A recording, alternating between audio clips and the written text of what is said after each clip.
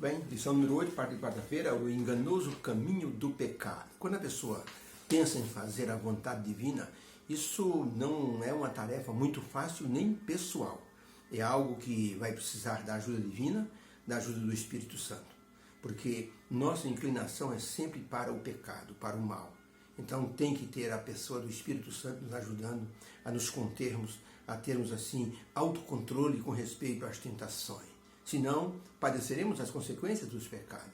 Uma mãe estava com seus 2 filhos para pegar o ônibus, quando ela olhou ao longe e viu caminhando pela calçada 2 homens já idosos. A mãe disse: filhos, por favor, reparem nos 2 homens que vão passar aqui por nós.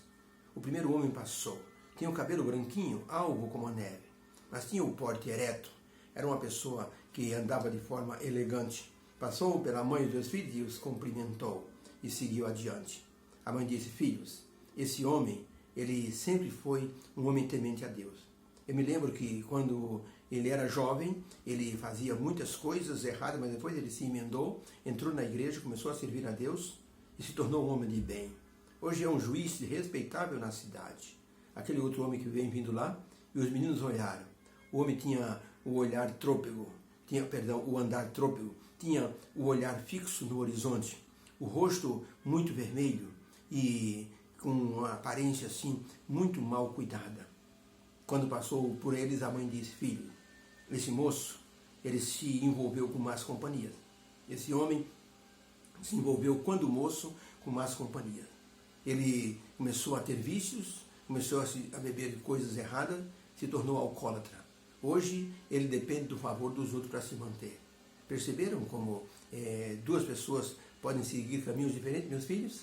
Então, nesta vida, vocês escolham sempre andar perto de Deus, porque Ele vai livrar a vocês das tentações dessa vida. Os 2 meninos ficaram olhando enquanto os 2 homens se afastavam na distância. Pergunta número 4. Ao escrever o Salmo 141, qual o foco da oração do salmista? O salmista escreveu o seguinte: Senhor, a Ti eu clamo, escuta-me, Senhor, inclina os Teus ouvidos para a minha oração, a minha voz, quando eu clamar ao Senhor. Suba a minha oração perante a Tua face como incenso. Ó Senhor, põe uma guarda na minha boca, guarda a porta dos meus lábios. Não inclines o meu coração para as coisas más, para que eu não pratique coisas erradas, como aqueles que praticam a iniquidade. Fita-me, Senhor, e me fazes justo, Senhor, que eu possa receber até o castigo se eu fizer uma coisa errada. Porque aqueles que praticam a iniquidade merecem receber o castigo de suas ações. Por favor, Senhor, me repreenda. Que o Senhor me repreender será como se fosse um excelente óleo. Ó Senhor, recebe a minha oração, para que eu não continue a caminhar no caminho das calamidades.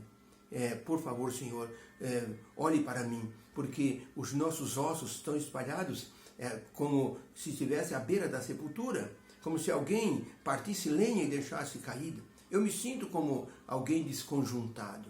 Os meus olhos te contemplam, ó Deus, ó Senhor, eu confio no Senhor. Não desnudes a minha alma perante o Senhor, porque os meus pecados são muitos. Guarda-me, Senhor, dos laços, daqueles que me armaram situações de armadilhas, para que eu pudesse praticar a iniquidade. Senhor, que os ímpios caiam nas suas próprias redes, até que eu tenha escapado inteiramente pelo teu poder. Pergunta de número 4, qual é o foco do salmista ao escrever o Salmo 141? Resposta: o foco do salmista é que ele está orando contra o pecado. Ele está pedindo a Deus livramento das tentações internas e externas, para que ele possa andar nos caminhos do Senhor. É uma luta muito grande, pessoal, que ele depende do poder divino. Hoje, muitas são as lutas de um filho de Deus, porque nós não lutamos apenas contra a carne, como diz o apóstolo Paulo em Efésios 5. Nós lutamos contra o mundo espiritual, contra os demônios, as potestades. E para isso, o apóstolo Paulo recomenda: tomai toda a armadura de Deus, para que vocês possam resistir no dia da tentação. Por isso, o salmista clama tanto a Deus, que o ajude a se livrar das tentações internas e externas.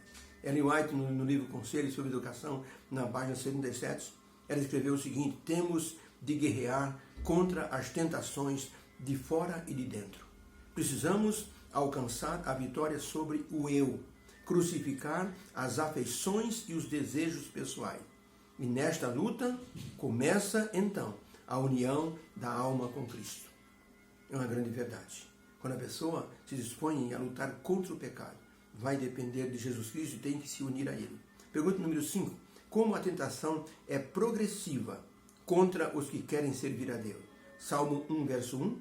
Bem-aventurado o homem que não anda segundo o conselho dos ímpios, nem se detém na roda dos escarnecedores, nem se assenta com eles para comer.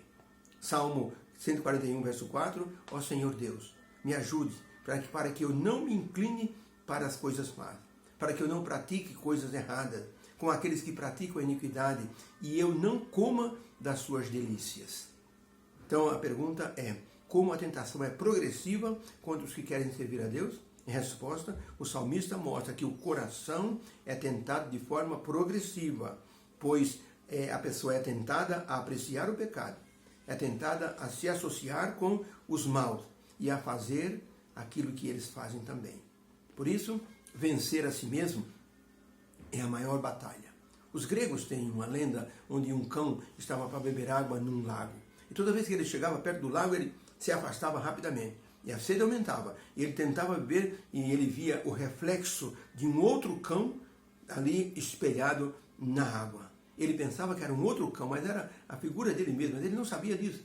Toda vez que ele se aproximava para beber água, aquele cão estava também muito próximo dele, ele então latia e se afastava. E a sede estava aumentando. Ele ficou quase 2 horas nessa tentativa de beber água. E aquele cão, é assim que ele via, estava sempre na frente dele. Até que ele não aguentou mais e pulou dentro da água e se fartou de água. Na verdade, nosso maior inimigo somos nós mesmos. Por isso o salmista pedia, Senhor, me ajude, Senhor, a ter autocontrole.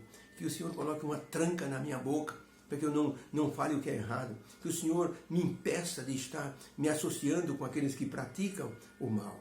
Quando as pessoas são tentadas, elas admitem, eu fui tentado porque eu não repeli uma tentação no momento que ela apareceu.